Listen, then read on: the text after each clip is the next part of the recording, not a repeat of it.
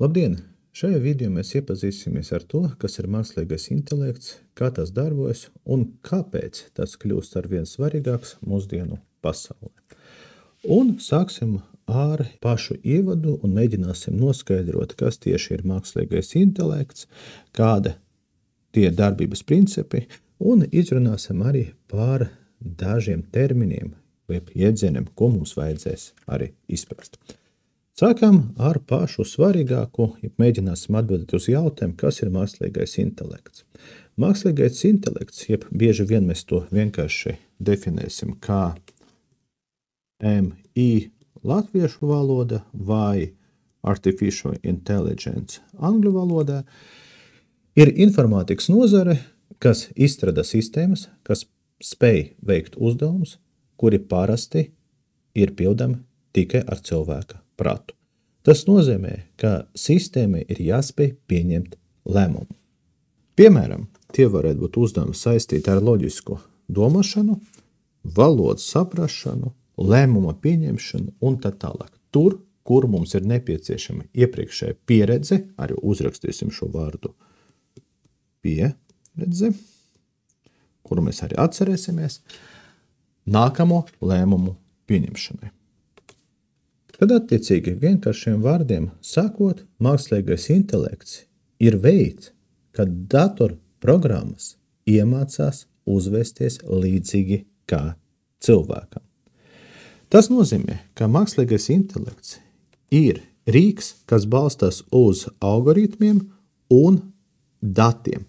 Tas ir divas pamata lietas, ko mēs izmantosim, un balstoties gan uz algoritmu un datiem, mēs varēsim pieņemt lēmumu. Sanāk, mums ir noteikta algoritmu kopa, mums ir noteiktie dati, un apvienojot tās divas lietas, mēs iegūstam vissvarīgāko, tas ir zināšanas.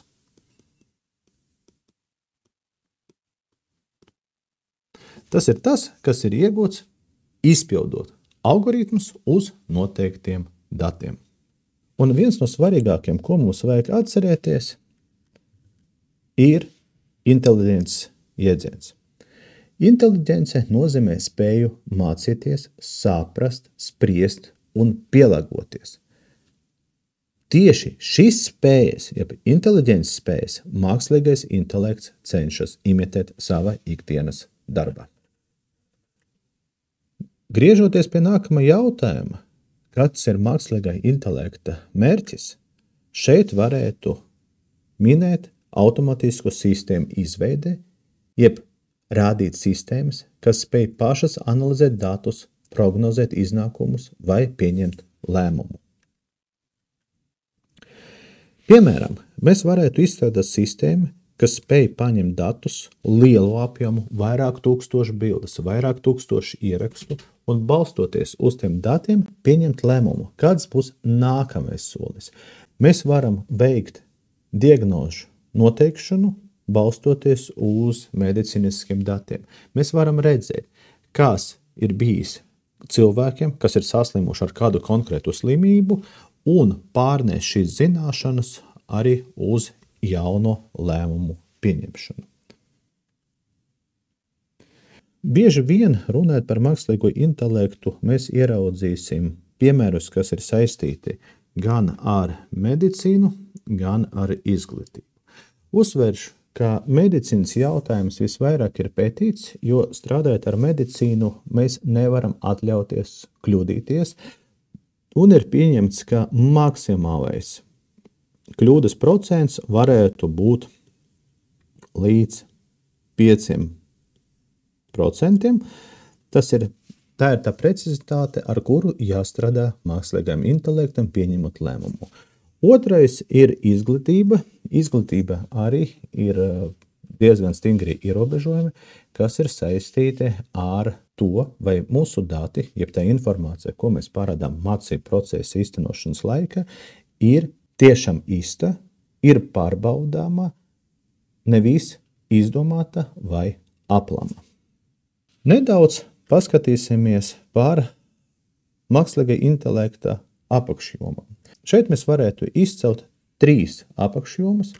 Pirma ir mašīnu mācīšanas apakšjoma, tad attiecīgi dators mācās no datiem, nevis tiek programmēts katram solim. Katrs nākamais lēmums ir tikai un vienīgais balstīts uz iepriekšējām zināšanām.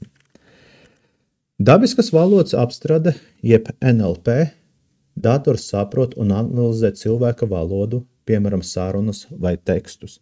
Šeit bieži vien ir sastopami mūsu digitālie asistenti, kas ir mūsu telefonos, kur mēs varam sarunāties, uzdot jautājumu, un sistēma ir spējīga atrast atbildi un atskaņot mums to. Un pēdējā apakšnozare ir balstīta uz datorredzi, kad mākslīgais intelekts iemācās redzēt, jeb identificēt objektus, piemēram, atpazīt sejas vai priekšmetus attēlos.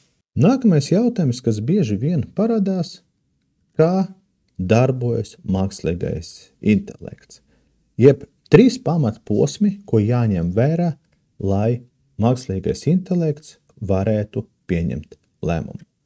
Pirmais – tie ir dati un algoritmi. Mūsu lekcijās mēs detalizēti par to runāsim, bet šobrīd mums vajag saprast, ka, lai mākslīgais intelekts varētu pieņemt lēmumu, katram konkrētajam uzdevumam tās izvēlas atbilstošo algoritmu, kuram ir lielāka precizitāte un ātrāks izpildes laiks. Tas nozīmē, ka mums jātiek pie atbildes pēc iespējas precīzāk un pēc iespējas īsākā laikā. Otrais – mācīšanas process. Mācīšanas process ir process, kad sistēmai tiek iedoti dati, jeb pieredze, un balstoties uz pieredzi, ko sistēma saņem, dators ir spējīgs pieņemt lēmumu. Šeit mēs apskatīsimies ļoti interesantu piemēru. Iedomājamies, ka mums nepieciešams apmācīt mūsu datoru atpazīt, kādai licencei ir jābūt, lai mēs varētu vadīt kādu konkrēto lidmašīnu. Pieņemsim, ka mums pašiem par to zināšanas nav, un mēs sistēmu apmācīsim balstoties tikai un vienīgais uz viena cilvēka pieredzi. Attiecīgi, mēs uzsākam apmācības procesu, sistēmai piešķirot attiecīgi attēlus. Sākam, ka, lai vadītu šādu lidmašīnu, ir nepieciešama ultralaita licence. Lai vadītu šāda veida lidmašīnu, arī ir nepieciešama ultralaita licence. Un tā tālāk mēs sniedzam nepieciešamas zināšanas, kas turpmāk būs izmantotas lēmumu pieņemšanai. Tālāk mēs sniedzam zināšanas arī par otro licenci. Lai vadītu šāda veida lidmašīnu, ir vajadzīga CPL. Lai vadītu šāda veida lidmašīnu, arī ir vajadzīga CPL licence un tā tālāk. Vēlreiz uzsveršu, ka pašlaik sistēma ir apmācīta balstoties tikai un vienīgais uz viena cilvēka pieredzi. Turpmāk, saņemot jauno attēlu, sistēma ir spējīga to klasificēt. Un balstoties uz iepriekšējo pieredzi, sistēma to klasificēs kā CPL licenci, jeb attiecinās lēmumu uz šo kategoriju. Mēs paļaujamies uz zināšanām. Tālāk, saņemot jauno attēlu, kas iepriekš nav klasificēts, mēs nezinām, kur to attiecināt, vai viņu ielikt pie CPL vai ultralight. Bet vai lēmums arī iepriekšēji ir pareizs, un vai mūsu esošas zināšanas par vienu un otro licenci ir pareizas, to mēs nezinām. Mēs balstījāmies tikai un vienīgais uz viena cilvēka pieredzi. Ko tas nozīmē? Tas nozīmē, ka ja mēs tagad pārbaudīsim mūsu zināšanas, vai tiešām šī lidmašīnas vadībai ir nepieciešama CPL licence, nevis ultralight, mums ir jāgriežās pie īstiem avotiem, un tie nevarētu būt citi mākslīgai intelekta rīki. Ja jūs gribat pārbaudīt, vai dati dotajā brīdī ir pareizi, jums ir jāiet pie īstiem avotiem. Vai tas ir grāmatas, vai tā ir tehniska dokumentācija, vai tas ir kāds likums. Un ja mēs griezīsimies pie likuma, mēs ieraudzīsim, ka dotajā brīdī cilvēks, kas apmācīja šo sistēmu un kas pateica, kā, lai vadītu šī tipa lidmašīnu ir vajadzīga ultralight licence, pats neko nezināja. Viņš ir kļūdies, jo īstenībā lai vadītu mazas lidmašīnas, mums ir vajadzīga ultralight licence, un, lai vadītu lielas lidmašīnas, mums ir vajadzīga CPL licence. Tas nozīmē, ka, ja mums dati, ar ko mēs strādājam, ir nepareizi, tad, diemžēl, balstoties uz mācīšanas procesu, mums būs kļūda. Tieši tāpēc svarīgākais ir uzticamā datu kopa. Ja mums ir dati, ar ko mēs strādājam, un tie dati ir pārbaudīti, tad, protams, mākslīgais intelekts pieņems arī pareizo lēmumu, jeb uz datiem balstītu lēmumu. Bet, ja mūsu datu kopa, kuru mēs izmantosim, nav pārbaudīta vai ir neusticama, tad, diemžēl, mēs nevaram izmantot mākslīgo intelektu, lai nodrošinātu pareizo apmācības procesu. Mēģināsim apskatīties mītus, kas saistīti ar mākslīgo intelektu. Ja mēs runājam par mākslīgo intelektu, mēs varam teikt, ka tas, protams, kļuva par mūsu ikdienu, un bieži vien mēs izmantojam mākslīgo intelektu, pieņemsim, lai atvieglotu teksta rakstīšanu, kad dators pats mēģina veikt kļūdu labojumu, rakstot tekstu, pieliekot nepieciešamas galotnes, garumzīmes vai pabeidzot tekstu. Mēs izmantojam navigācijas, meklēt īsāko ceļu, un mēs arī domājam, ka to, ko mēs meklējam, ir balstīts uz optimizāciju, jeb labāku risinājumu meklēšanu. Bet vai vienmēr tas, ko dara mākslīgais intelekts, ir labākais rezultāts? Ir tiešām daudz maldīgu uzskatu par mākslīgo intelektu. Daži uzskata, ka mākslīgais intelekts domā pats un apzinās to, ko viņš ir pieņēmis. Taču patiesībā mākslīgais intelekts tikai apstrādā datus. Kā mēs jau šodien esam redzējuši, ja dati mums ir aplāmi vai nepilnie, tad mēs nekad nepieņemsim pareizo lēmumu. Jūs braucat ar mašīnu no punkta A uz punktu B. Jūs izmantojat navigācijas lietotni, kura jums ir uzzīmē īsāko ceļu no viena punkta uz otru. Un pēkšņi šeit ir sastrēgums. Jūs sakat, ka es taču uzticējos programmatūrai, un viņa man parādīja īsāko ceļu, bet man jāstāv papildus 10 minūtes. Kāpēc? Attiecīgi programma, pieņemsim, vai tas ir Waze, vai tas ir Google Maps, neizvēlēs man labāko. Šeit atkal mēs atgriežamies pie tā punkta, par kuru mēs runājam iepriekš. Ja dati mums par šo sastrēgumu nav, tad plānojot maršrutu, sistēma nav spējīga pieņemt pareizo lēmumu un atrast, piemēram, labāko risinājumu.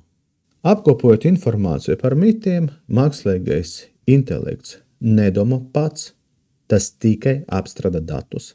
Mākslīgais intelekts neaizstās visus darbiniekus, tas ir palīgs, nevis aizvietotais. Un mākslīgais intelekts nevienmēr ir precīzs. Ja dati ir kļūdaini, kļūdīsies arī mākslīgais intelekts. Paliek atklāts jautājums, kāpēc svarīgi saprast mākslīgo intelektu? Tāpat, kā savulaik bija svarīgi iemācīties lietot internetu, arī mākslīga intelekta izpratne ir kļuvusi par būtisko digitālo prasmi. Ja mēs izprotam, kā darbojas mākslīgais intelekts, mēs iegūsim priekšrocības gan darba, gan ikdiena. Un, attiecīgi, mūsu kursā mēs ar jums mēģināsim apgūt pamata mākslīga intelekta priekšrocības un izmantošanas iespējas, lai uzlabotu mūsu ikdienas darbu un apgūt jaunākas pieejas šodien ikdienas darba veikšanā.